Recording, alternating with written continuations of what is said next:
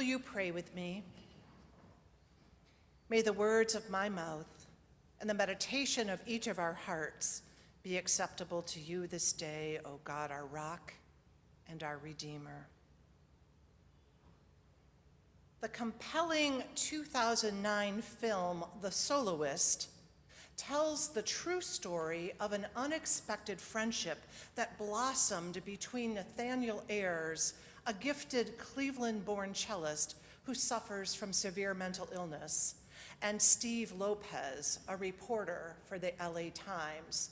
Their pictures are on the screen now. In a moment, you'll see the real Nathaniel Ayers.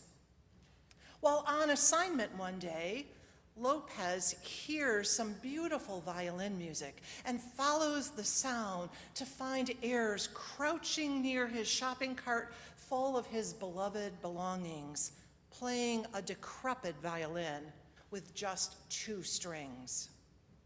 The two strike up a conversation, and the reporter is intrigued by the man that he meets. As they talk, Lopez learns that the homeless violinist has been once a student at Juilliard, and his reporter's curiosity sends him researching his new acquaintance. A series of articles in the Times and then a book written from them led to the development of the movie. In the film, Steve Lopez tries to help Nathaniel pursue his gift by obtaining a cello for him and creating an opportunity for the pair to attend a rehearsal of the LA Philharmonic. Next, Lopez arranges for cello lessons for his friend with a cellist from the orchestra. Lopez finds Nathaniel an apartment and arranges for him to give a concert in the most unusual location, a freeway underpass where Nathaniel is comfortable playing. But all of this is just too much for a man whose life is controlled by voices in his head. Near the end of the film, Nathaniel becomes overwhelmed and physically and verbally attacks Lopez, who runs away hurt and confused. But later, reflecting on the interaction with his ex-wife, she offers him some straightforward advice. You can't cure Nathaniel, she tells him. Just be his friend and show up. The film ends a year after the pair met with Lopez's introspective reflection on whether or not he has made a difference in the life of his friend. He muses, mental health experts say that the simple act of being someone's friend can change his brain chemistry and improve his functioning in the world. I don't know about that, he continues, but I do know that in witnessing Mr. Ayers' courage, his humility, his faith in the power of his art, I've learned the dignity of being loyal to someone you believe in, of holding on to it above all else, of believing without question that it will carry you home. I thought of this movie this week as I reflected on the gospel reading that Tom just shared with us. I have to be honest.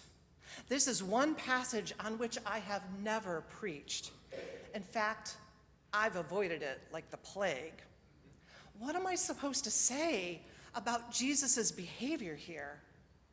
A woman comes to him desperate for his help, and he calls her a dog. He's rude, and he dismisses her. His behavior is both baffling and heartbreaking as he answers her with words that hurt no matter how hard we try to soften them. It's not fair to take the children's food and throw it to the dogs, he says, as he waves her away. Many people try to explain this by saying Jesus didn't really mean it. He was tired. He was testing her, and on and on. But friends, I'm not buying it. I think we see Jesus here in all his raw humanity. He's annoyed. This woman, like Nathaniel in the movie, has been relegated to a place in the world where she is marginalized and overlooked. She knows that often the only way to get attention is to be loud and persistent. She's not afraid to make a scene. And so she continues to yell, and her response to Jesus is priceless. "Yes, Lord," she says, after Jesus calls her a dog. Yet even the dogs eat the crumbs that fall from the master's table. After years of ducking this text, I fell in love with it this week. I actually love this Jesus. Not because he's rude, but because here we see him in his full humanity. Many people, maybe some of you, struggle with this version of him. On an intellectual level, we accept that Jesus is fully human, but in reality, we want perfect Jesus, that shiny, inaccessible deity who floats 20 feet above the ground. We have a hard time with a man who snaps and snarls, who shows us his prejudice and his struggles. What I love is that even Jesus, the Son of God, has a hard time with the radical nature of God's universal love and compassion. I'm always slightly amused that so often we think our faith should come easy. This story reminds us how hard it is to embrace the radical, glorious, and often uncomfortable implications of living in God's realm. If Jesus struggles at times, it only makes sense that we will too. But that doesn't let us off the hook. Pay attention to what happens next when the woman persists in making her case. Jesus grows.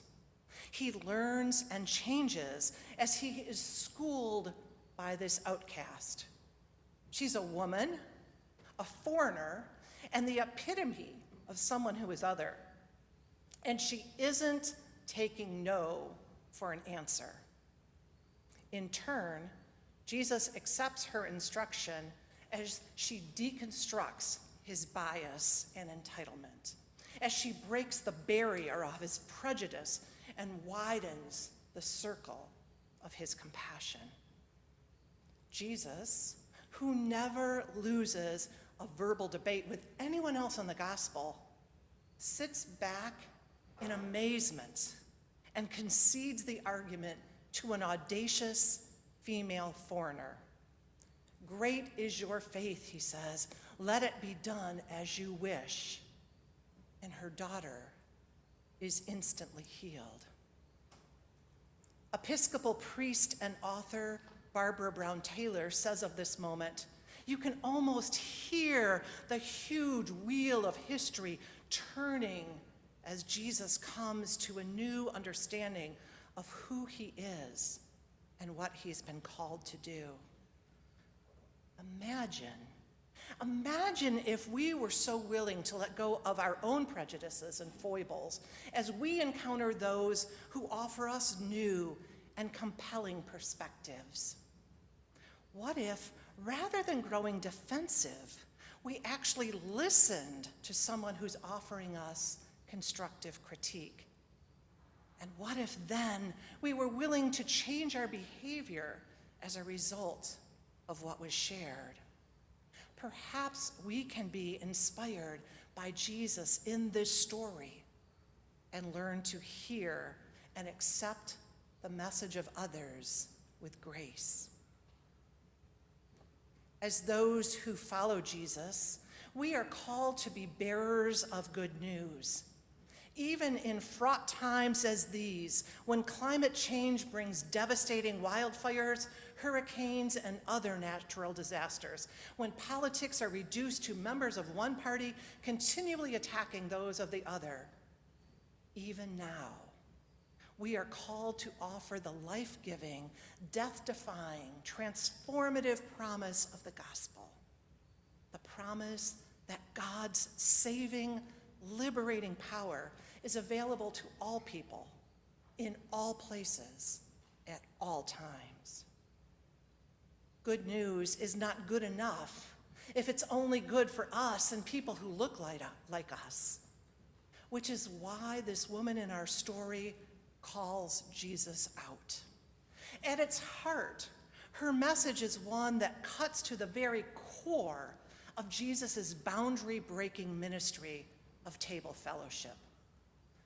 Despite the fact that he eats with tax collectors and prostitutes, despite his defense of the disciples when they earn the Pharisees' contempt for eating with their hands, this woman finds the limit of the table. Where is my good news, she seems to ask? Where is my place at the table?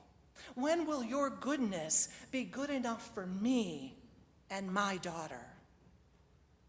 Because, friends, if it isn't good enough for everyone, then it isn't good enough yet. But I think we do find good news here. The good news that Jesus was changed by her challenge. He widened the table. And Jesus calls on us to do the same. To do as Steve Lopez says, to find the humanity in another person and hold on to that above all else.